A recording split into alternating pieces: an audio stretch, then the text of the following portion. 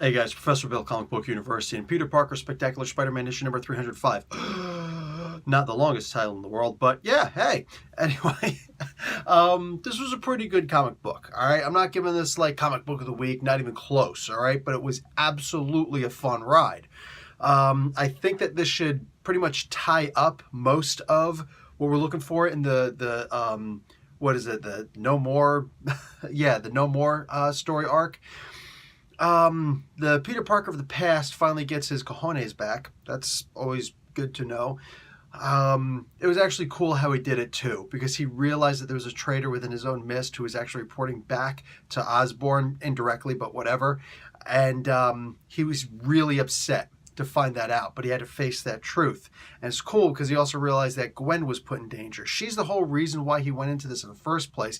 And Osborn had such a great insight on him. He's like, dude, just because I killed a version of Gwen on that stupid bridge way back in the day, you completely wussed out and stopped being Spider-Man to save one person. And it's like, how many people has he killed since? So he hated the idea that he was trounced on by a Spider-Man who had 15 years experience on him. So now he's got 15 years of experience on this other Spider-Man. He's doing a good job of putting a beating on him. But then all of a sudden, our Peter Parker from our timeline comes right through and just boom, starts knocking suckers out.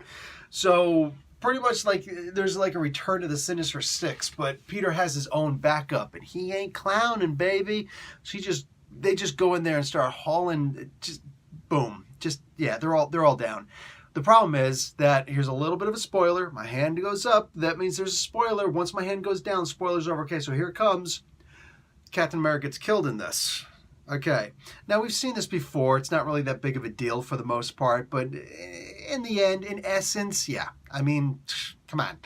You know, like I said, we've seen it before. So it didn't affect me at all, which I kind of wish it didn't happen in this, because I expect it to happen at some point in the future in the cinematic universe, and I really wanted to be effective there. So this just felt kind of cheap. And there was also the idea like there's still a spark left inside. That's what Doctor Strange was saying. Well, Doctor Strange isn't usually so good with healing magic. But more importantly is the idea that I don't know if that meant that he can actually be returned, or if that spark was meant for, you know, that version of Peter Parker. Dr. Doom was handled expertly in here, but I mean, it's Chip Zdarsky. Duh! He's gonna handle freaking Dr. Doom well. Has anybody been reading Marvel 2-in-1? So, actually, I prefer to keep the mask on, Miss Williams. Like, that was just great. Like, how Hannibal do you have to get? You know what I'm saying? That was great. So, all in all, this turned out really well. The past, at the very least, seems to have been fixed. Now they're going to go back to the future. Oh my God. And they're going to call it Our Town. I don't know exactly what that means, but I guess it's like just basically Peter taking back his heritage, taking back his town. It's like we're back to our town again. The I don't know what those things were called again. I forget that alien race. Oh, excuse me. Wow. It has some pizzas in it. Ooh, wow. Anyway, so yeah, everything seems to be going back in order. We're going to see what happens in the future. Did that alien race take over? Are they not as strong? What's going on?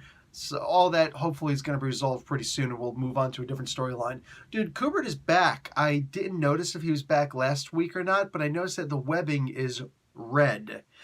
At first I'm like, what the heck is going on? Is he shooting ribbons? But I'm just like, you know what? Who cares? It looks awesome. It looks really awesome.